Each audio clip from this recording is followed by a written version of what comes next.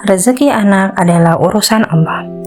Anak adalah anugerah yang bisa mendatangkan kebahagiaan, bisa pula mendatangkan kesengsaraan. Orang-orang sering berkata, banyak anak, banyak rezeki. Iya, kalau anaknya soleh semua. Tetapi kalau anaknya brengsek semua, bisa jadi justru mendatangkan banyak malapetaka. Artinya, pengertian banyak rezeki itu relatif, bergantung pada bagaimana orang tua mendidik anaknya. Ungkapan ini juga seringkali dibalik menjadi banyak rezeki banyak anak. Maksudnya, kalau rezeki sudah meningkat, barulah orang tua berpikir untuk menambah anak. Dalam hal ini, kehadiran anak seakan-akan menjadi beban ekonomi rumah tangga, membuat orang tua susah dan menguras banyak biaya. Pemikiran ini membawa orang tua akhirnya terjebak pada orientasi materi ketimbang melihat anak sebagai potensi. Kasus aborsi ilegal adalah salah satu contoh tragedi yang sebagian besar pemicunya adalah karena masalah ekonomi.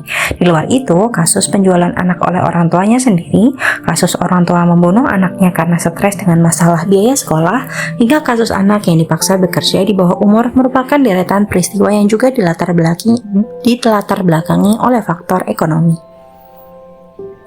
Ayat-ayat Al-Quran yang menyinggung tentang pembunuhan anak oleh orang tuanya antara lain dapat ditemukan pada surah At-Takwir ayat 8-9, surat Al-An'am ayat 140 dan 151, surah An-Nahl ayat 59, surah Al-Isra ayat 31, dan surat Al-Mumtahanah ayat 12. Celaan bagi orang tua yang membunuh anaknya diulang-ulang dalam beberapa ayat, menggambarkan bagaimana Al-Quran menegaskan larangan tentang hal ini secara intens.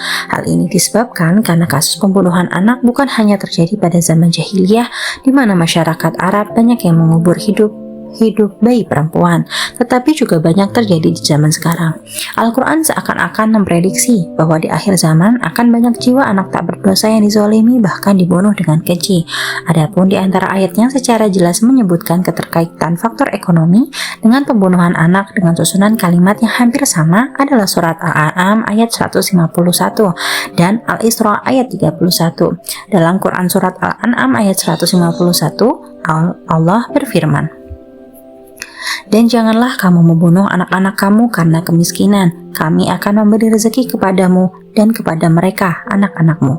Sedangkan Quran Surah Al-Isra ayat 31 berbunyi, "Dan janganlah kamu membunuh anak-anakmu karena takut kemiskinan. Kamilah yang akan memberi rezeki kepada mereka, anak-anakmu dan juga kepadamu. Sesungguhnya membunuh mereka adalah suatu dosa yang besar." Susunan kedua ayat ini tampak sama namun mempunyai faedah tersirat yang berbeda. Jika ayat Al-An'am menyatakan karena kemiskinan, sedangkan pada surat Al-Isra menambahkan kata takut sebelum kata kemiskinan. Hal ini menunjukkan bahwa membunuh anak karena miskin berbeda dengan membunuh anak karena takut miskin. Penyebutan karena miskin pada surat Al-An'am tadi menunjukkan bahwa kemiskinan sudah terjadi sehingga hal itu menyebabkan orang tua tega membunuh anaknya. Kemiskinan orang tua membuat mereka khawatir tentang lahirnya anak. Oleh sebab itu, Allah memberikan jaminan kepada orang tua terlebih dahulu dengan menyatakan, "Kamilah yang akan memberi rezeki kepadamu." Setelah itu, baru menjamin rezeki anak dengan menyatakan kepada mereka, yaitu anak-anak mereka. Adapun pembunuhan yang disebabkan karena takut miskin pada surat Al-Isra menyiratkan bahwa sebenarnya kemiskinan belum terjadi. Orang tua baru sebatas mengkhawatirkan terjadinya kemiskinan di masa yang akan datang yang kelak menimpa anaknya. Dengan kata lain, di ayat ini orang tua lebih mengkhawatirkan rezeki anaknya. Itulah sebabnya Allah mendahulukan kalimat kamilah yang akan memberi rezeki kepada mereka, anak-anakmu, untuk menghilangkan ketakutan orang tua, baru kemudian dilanjutkan dengan kalimat kepadamu.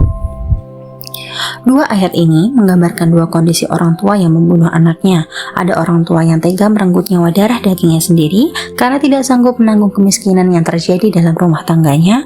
Ada pula orang tua yang membunuh anaknya karena terlalu takut dengan jaminan masa depan anaknya.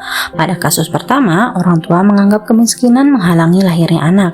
Sedangkan kasus kedua, orang tua menganggap lahirnya anak mendatangkan kemiskinan. Terlepas apapun motifnya, membunuh anak jelas adalah dosa yang besar. Membunuh anak bukan saja dengan merenggut nyawa, tetapi semua tindakan yang mematikan potensi anak dapat juga digolongkan dengan membunuh anak. Seringkali tanpa disadari, sikap inilah yang justru banyak dilakukan orang tua kepada anaknya. Beberapa tindakan orang tua yang bisa mematikan potensi anaknya seperti overprotective, memaksakan kehendak orang tua pada anak, bersikap otoriter, terlalu memanjakan anak, melakukan kekerasan fisik terhadap anak, dan perbuatan lain yang berakhir dengan kezaliman terhadap anak.